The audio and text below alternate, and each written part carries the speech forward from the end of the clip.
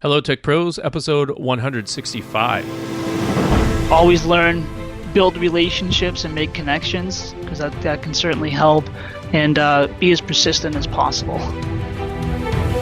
Welcome to the podcast where I chat with professionals who are getting the job done using technology 7 days a week. Each week, we start with Motivation Monday. Tuesday is about productivity, Wednesday, leadership, Thursday, technology, Friday, people and communication, Saturday, entrepreneurship, and Sunday, being unplugged. All right, let's get started. Hello, Tech Pros. This is Chad Bostic, and I'm excited to introduce our featured guest today, Stephen Gatchell. Happy Thursday, Stephen. Happy Thursday to you as well, Chad. Glad to be here. Awesome. Are you geeked out and ready to talk technology? I'm always geeked out and ready to talk technology. Awesome. My kind of guy. Stephen Gatchell is currently a Chief Data Officer Engineering Analytics and Data Lake at EMC and serves on the EMC Data Governance Office, Master Data Management, and Business Data Lake Operating Committees, developing EMC's corporate strategies for the Business Data Lake, Advanced Analytics, and Information Asset Management. Stephen also serves as a Customer Insight Analyst for the Chief Technology Office, analyzing customer technology challenges and requirements. Stephen, outside of the government, that EMC's definitely got the biggest titles that I've ever had to read here on the podcast. That is a mouthful and a half. Well, when there's 50,000 plus people, we all have to have our individualisms, and so we customize our titles so we all know who we are. I would think that would still get confusing. I mean, was Stephen the Chief Data Officer Engineering Analytics and Data Lake, or was he the Chief Data Officer Analytics Engineering and Data Lake? Because there's two Stephens with very similar titles there. Yeah, that's true. So basically, we have a chief data officer within EMC that kind of oversees all of the different groupings. And because we're such a large community where you have all these different functions that can be the size of their own company, we try and break them down into different silos so that people can focus in. Myself, I focus in on engineering, but I work very closely with IT on building the data lake and understanding feature sets that are going to be utilized by the end users from the business perspective. Awesome. So what is this data lake? What are we talking about here when we say data lake? Yeah, so it's defined differently, quite honestly, from different people. But the way we look at it, and the way I look at it personally, is it's a repository to be able to democratize data, if you will, and put information into one general environment so that people can utilize it and know where to go to get it, right? And it can be structured data, unstructured data, semi-structured data. You can take all those different things together. And what we look at from a data lake perspective too is not just the raw data itself, but data assets. And I like to really talk about how do you manage data assets in general. So when you talk about visualizations, you talk about analytical models, functions, tables, views, that kind of stuff. I'd throw that all into the data lake conversation. So awesome, cool. So depending on what type of company you're in, what type of problem sets you're working on, would we see like one company has just like one big data lake and we would consider that like all the data in their company? Or would we see companies that have like multiple lakes and multiple ponds and multiple rivers and all kinds of stuff? Yeah, don't forget the swamps as well. Right? The swamps, yeah, that's right. I'm repping Central Florida here today, and it is definitely hashtag data swamp life down there. Yeah, so I think the only ones that will have a true one data lake are probably startups and very small companies, right? I mean, any company in the world has your Microsoft Access databases, your Excel spreadsheets, you go to larger companies, you have your SAPs and your Oracle databases, and then you just continue on from there, right? Now with the advent of open source, anybody can spin up a database anytime they like and create their own data pond, if you will. So there's always more than one data repository. Within EMC ourselves, we do have one true data lake that's managed by IT. The businesses all utilize that data lake, and what we do is we have two different levels. We have a centralized repository that IT manages calling our hub data, and that's all things that have been vetted out and scrubbed and all that kind of stuff that businesses utilize. But then we have these innovation spaces that businesses can spin up and reposit any data into there that they feel that they need to analyze. So it can be internal, external information. It can be somebody's Excel spreadsheet that they've been utilizing to complete a business transaction, whatever the case may be. And they can put that into their innovation space. Gotcha. I'm sorry. Keep going. I've seen other cases where they will have data lakes by function, which I don't highly recommend. Right, the idea of a data lake is to kind of break down those silos, consolidate into one centralized repository, and have those different functions be able to share data across those sets. Right. Right. So again, it depends upon the use case. We talk about use cases every day, every minute of every day, because everybody always says, well, what's the solution for this? Can we just build one data lake, or can we just have one view, or can we have just one of something? And my answer is always, what's the use case? Tell me what problem you're trying to solve. Exactly. Well, as you know, Stephen, here on Hello Tech Pros on Thursday, Tech Thursday, it's all about the past, present, and future of technology. And when we talk about data lakes, it seems like, I mean, just the information that you're sharing with us about the definition of data lakes, to me, those are the same problems that we've been facing for the last, many decades, right? Which is each company has different repositories of different data, some of it structured, some of it unstructured, some of it semi-structured.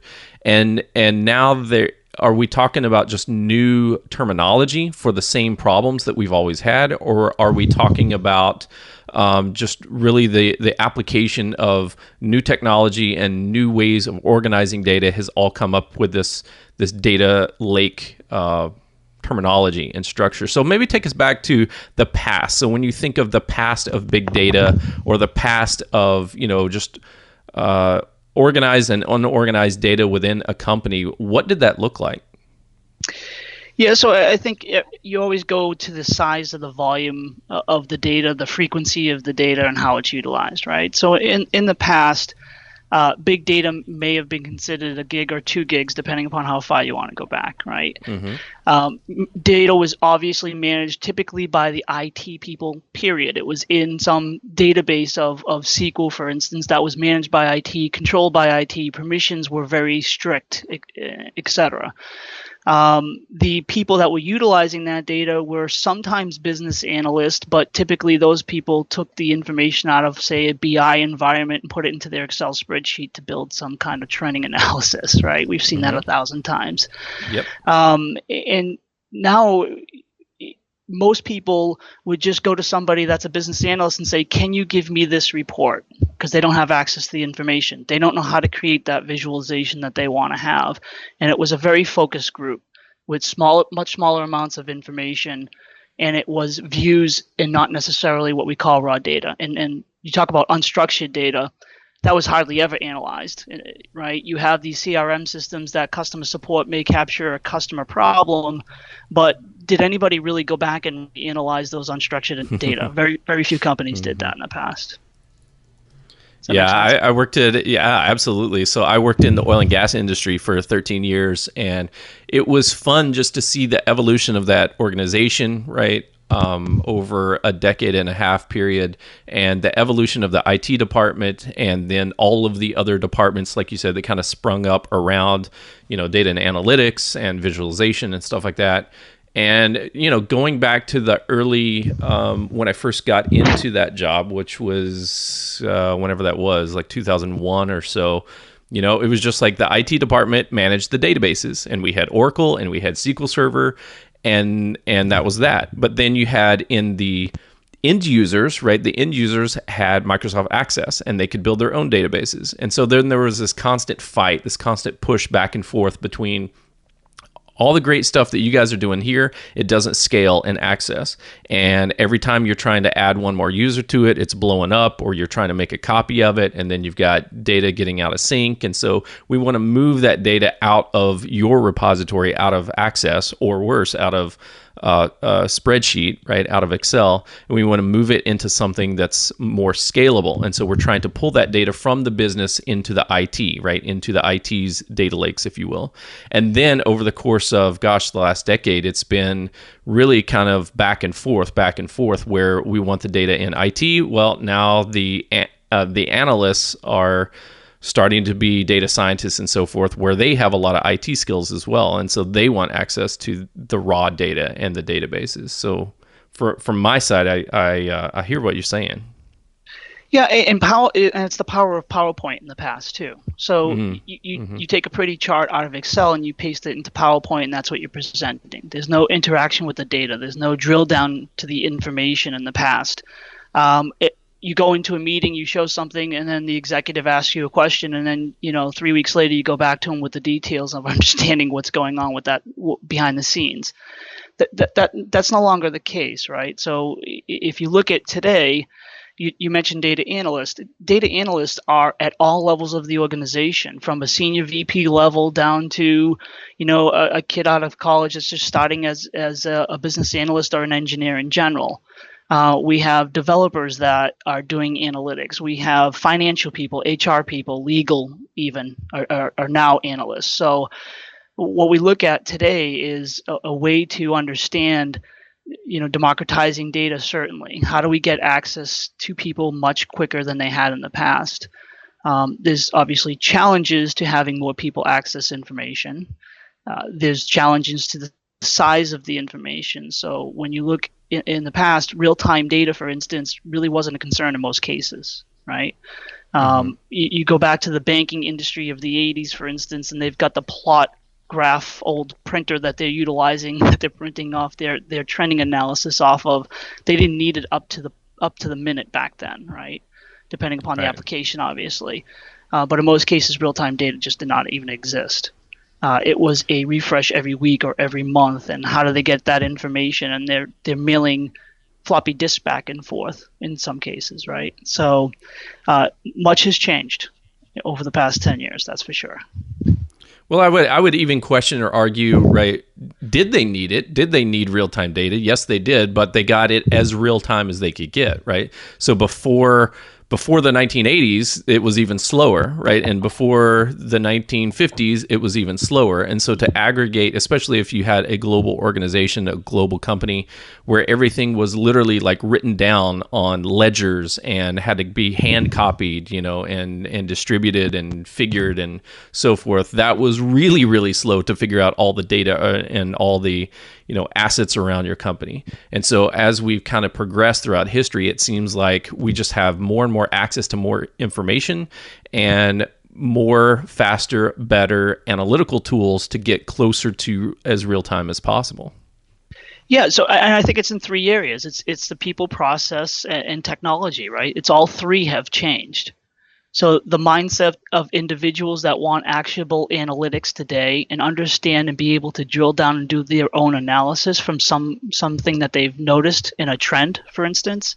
The processes themselves, when you talk about real-time analytics, how do you change your processes and make sure that information gets updated in real time, whatever that definition is according to your use case. And then the technologies, obviously, with open source, the amount of people that can actually code now, so that's another area that I think has really jumped off the map.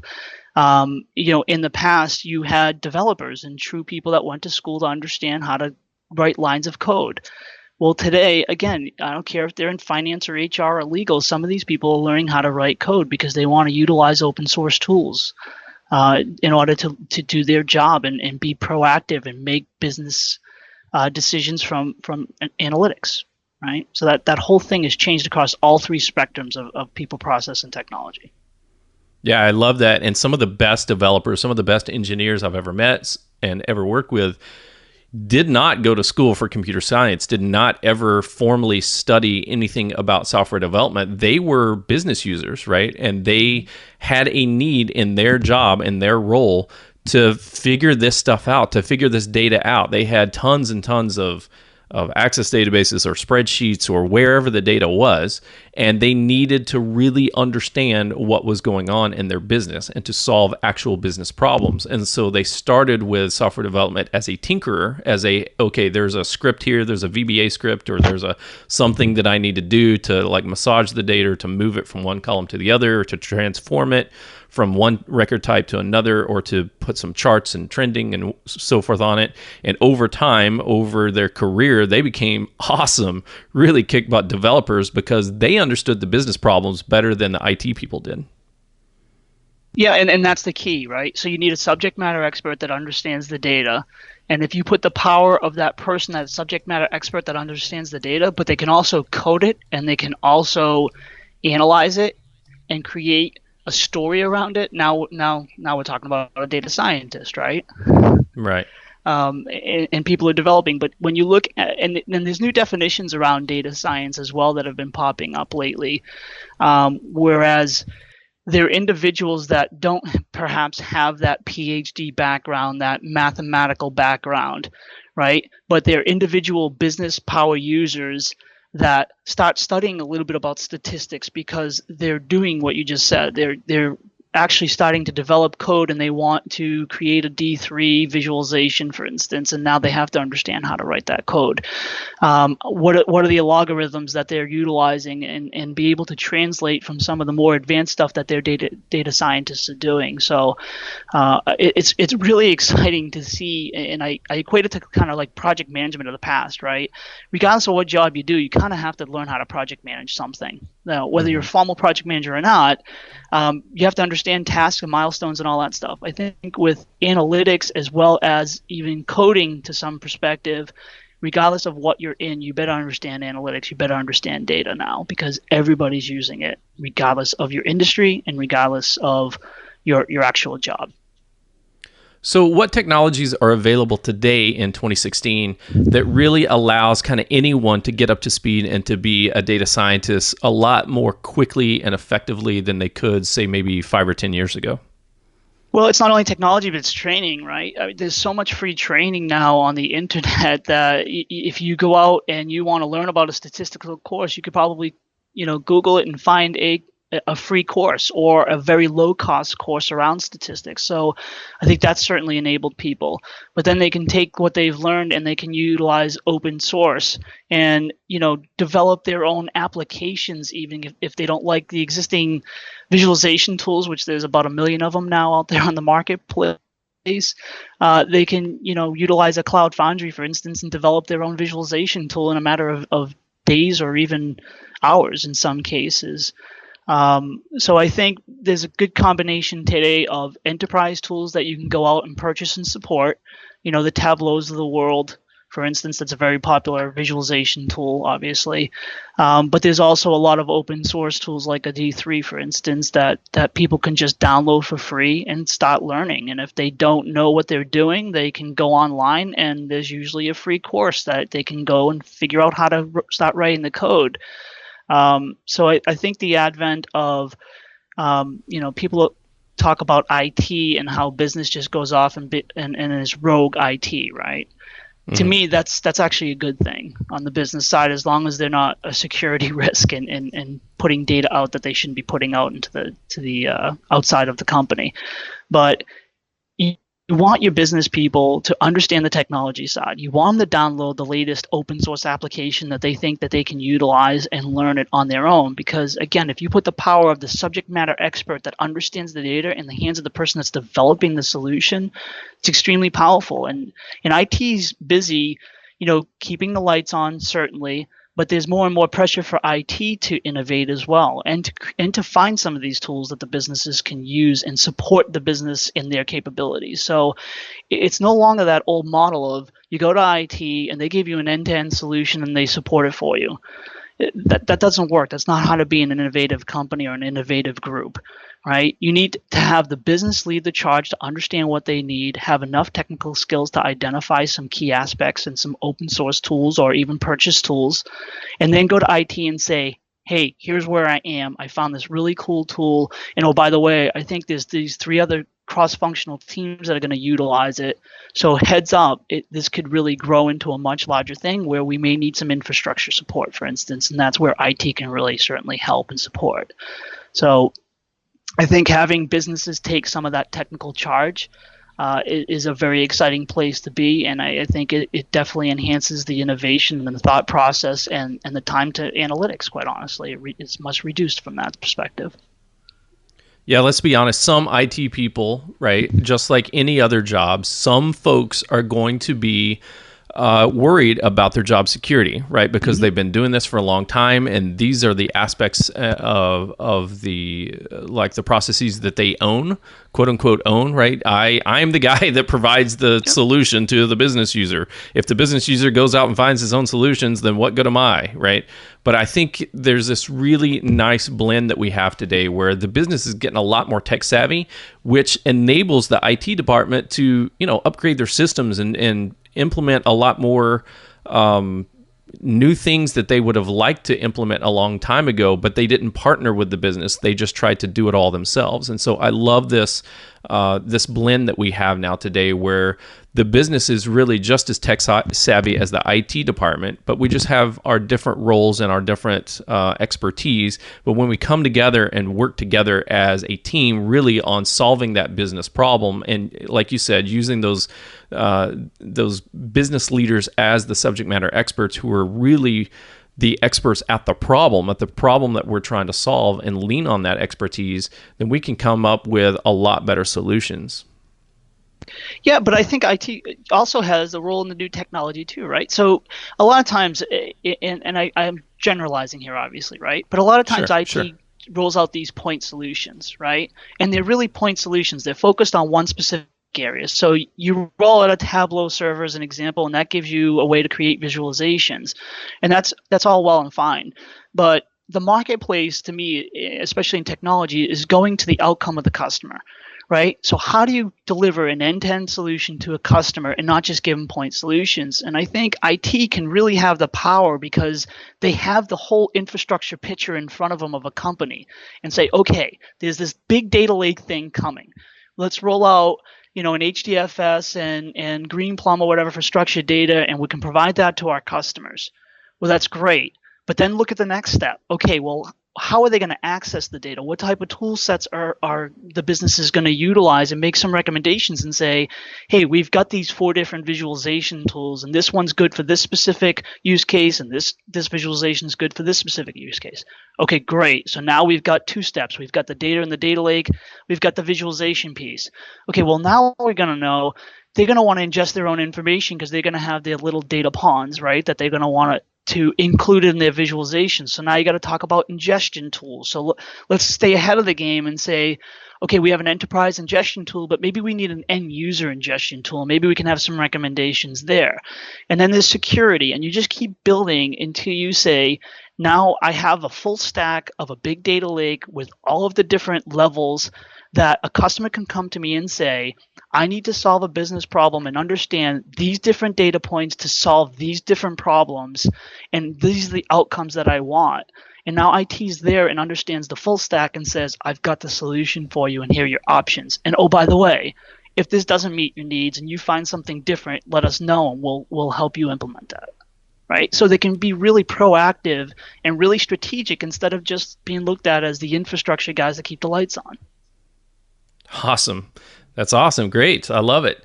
So, Stephen, in just a moment, let's talk about the future of big data, of analytics, of data lakes, and where this industry is headed. But first, we'll take a quick break and thank our sponsors.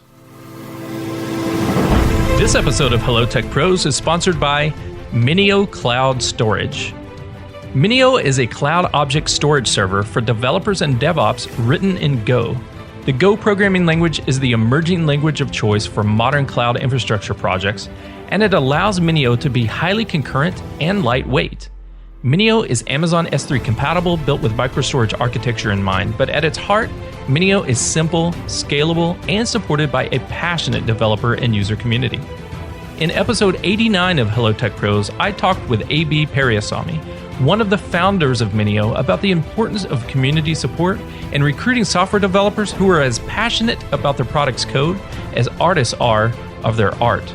Check out that episode at hellotechpros.com/89 and check out Minio Cloud Storage at minio.io. That's minio.io.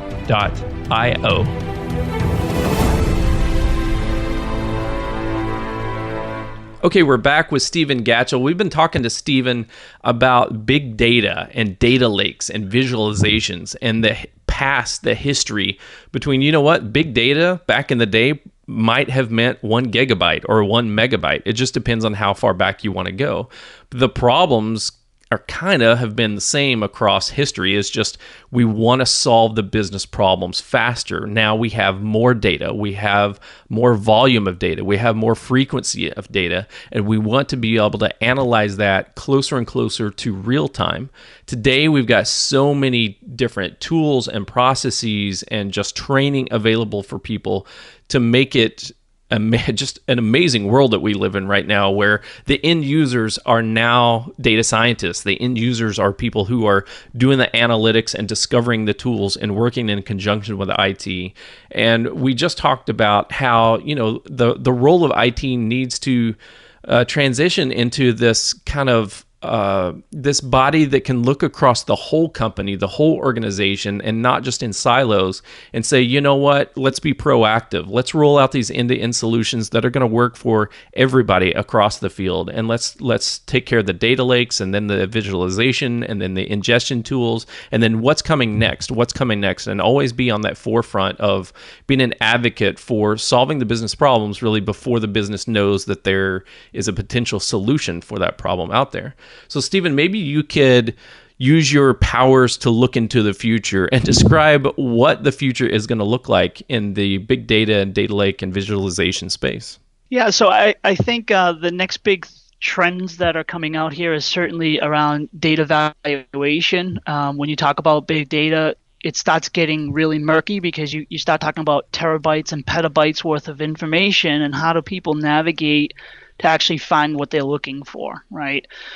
So I think data governance plays a big role in that, and not the traditional data governance of master data management and security and data quality and that stuff. That's certainly a piece of it, but it's how do I have both technical and business metadata so that people can actually find what they're looking for? How do I have data owners and data stewards that are the subject matter experts, that somebody goes to a table and they know exactly who that person is if they need help understanding what that information is telling them?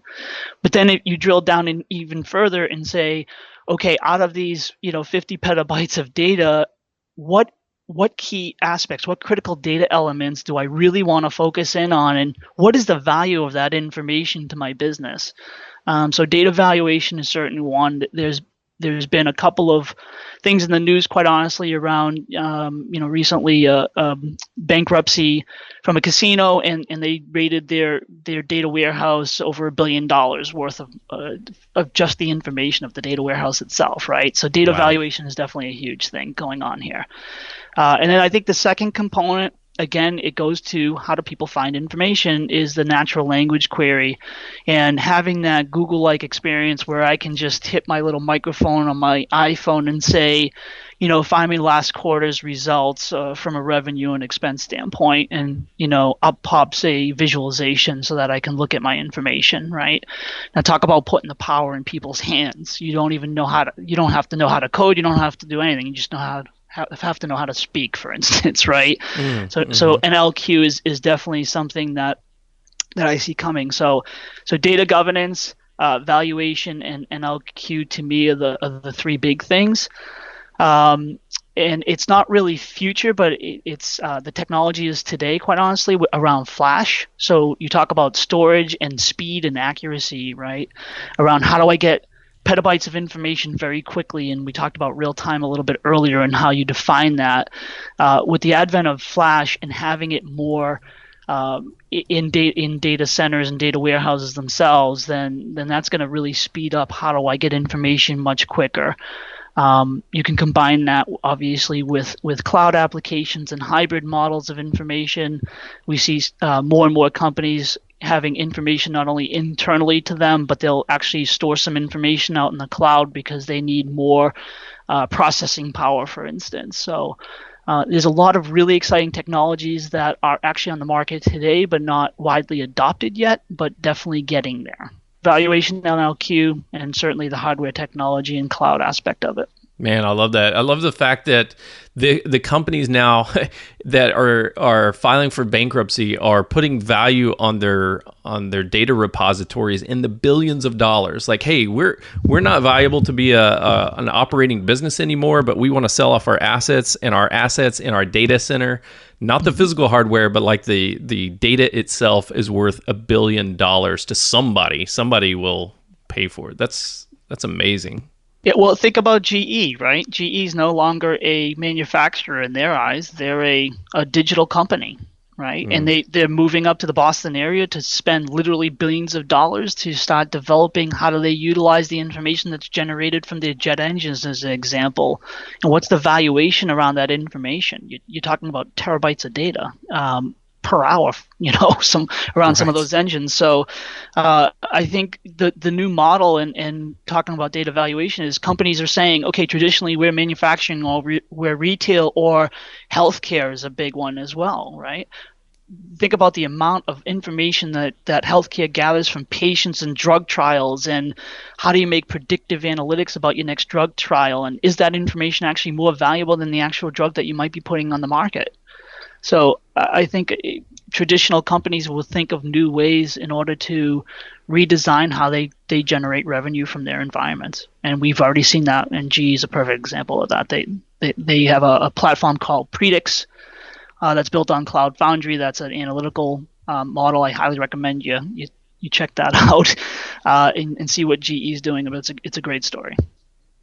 Cool. Well, I'll look up that article and I'll put it in the show notes here for this episode, so that our viewers or our listeners can go check that out.